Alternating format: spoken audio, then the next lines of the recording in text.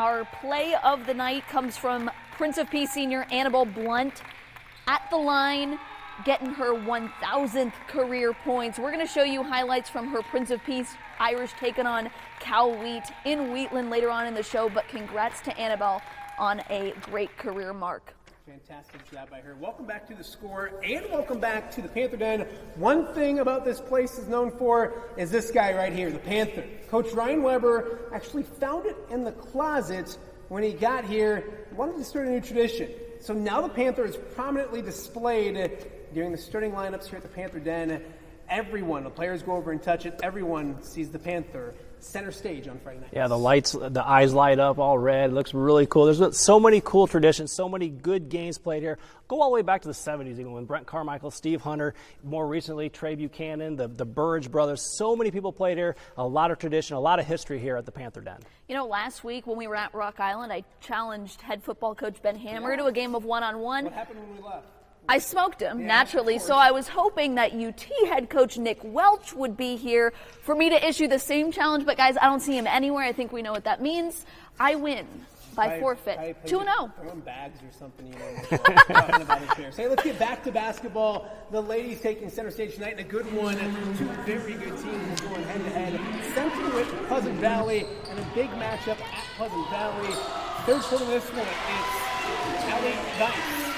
Off the window, Spartans down just 2. Central Whit would answer. Natalie Butler off of the break, pulls up and knocks down the jumper of her own, or the layup, I should say. Central Whit by 4. Back and forth we go. Emily Wood crashing the glass, getting one to go. Lead back down to 2. This one was tight throughout. Central DeWitt playing well. Check out Allie Meadows.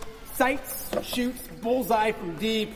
Then it is Central DeWitt breaking the press, and on the other end of the press is Butler for another big bucket. That put him up by 5. We'll check out a final score from Pleasant Valley and let you know that it is Central DeWitt winning a good basketball game, 50-47, your final score. Well, after their big win over Central DeWitt last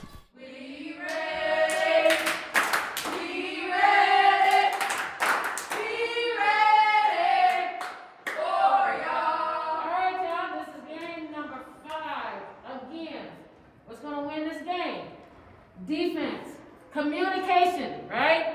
Being ready, be patient with each other, right? We want to push the ball up the floor. We want to play our game right off the tip. Last time Coach Jay set you guys up, we're going to set up the same way. We're going to communicate. All right, let's play hard. Let's play together, right? DC on 3, family on 6. 1, 2, 3. DC. 1, 5, 6, family. Let's go. Let's go. Thanks to Rita Jett for going mic'd up after her team beat Central DeWitt the other day. Central back in action against Muscatine. First quarter, no score, and it's Central's Sydney George grabbing the rebound and getting the putback for the first points of the game. More from the Lady D's in transition. Anaya Smith drives into the lane and will hit the runner. That's a 4-0 lead. Next, for Central, it's Bria Clark. She will catch in the corner. A wide open look from 3. She will drain that one, and they're out to a 7-0 lead. Second quarter, Muscatine would cut into that lead. Zoe Long knocking down the 3. That will make it a 7-5 game. And then Bria Smith comes back and hits another one for the Lady D's to make it 10-5 midway through the second quarter. But Muscatine would come all the way back in this one to win by 5. Let's head to Scott facing Davenport West. West with a nice start in this one early on. First quarter, it's Abby Smith finding Caitlin Powell. He throws one in off the window. Falcons with a 2-point lead. But back come the Lady Lancers.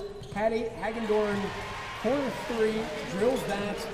North Scott by 1, and they'd never give that lead back. Ashley Fontaine with the nice look to Lauren Gollinghorst for the buckets.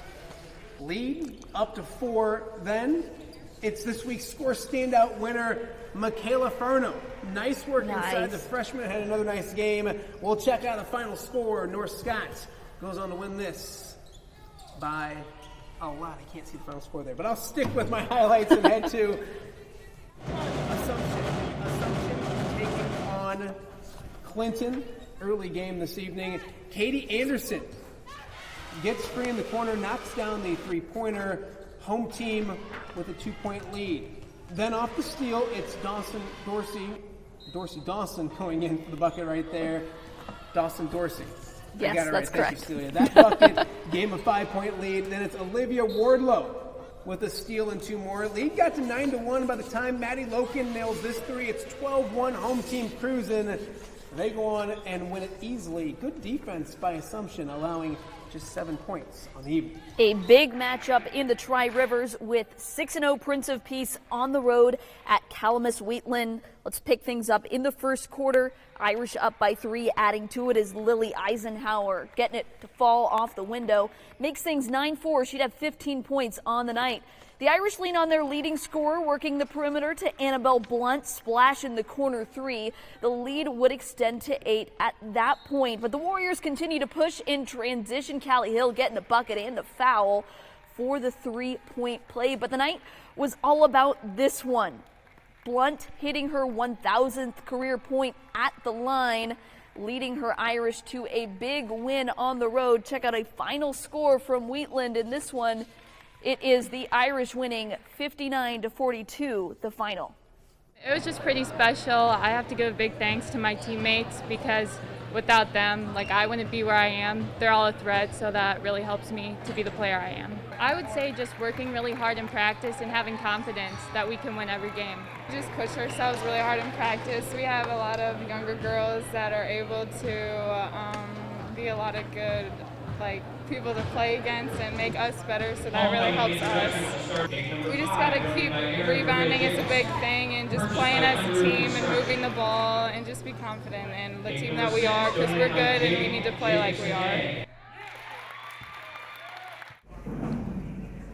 Making the long trip down to West Burlington as they host Central Lee. First quarter, no score. West Burlington would work it inside to Riley Richards in the paint for the bucket. That opens the scoring in this game. Next in transition, they pass ahead to Natalie Vandenberg for the lay-in to make it 4-0. And West Burlington, Notre Dame goes on to win in this one. And now let's go to your stocking stats tonight. It's great being here in the front row at United Township. Tonight we've got 3 stats for you. Maddox Griffin of Wapello, 19 points, 9 assists, 7 rebounds. He has double digits in all 11 games. Wapello stays unbeaten in conference. North does not allow a point in beating Bettendorf in overtime. In fact, in the 8 games the Wildcats have beaten Bettendorf at home, they've scored 55 or more points in each.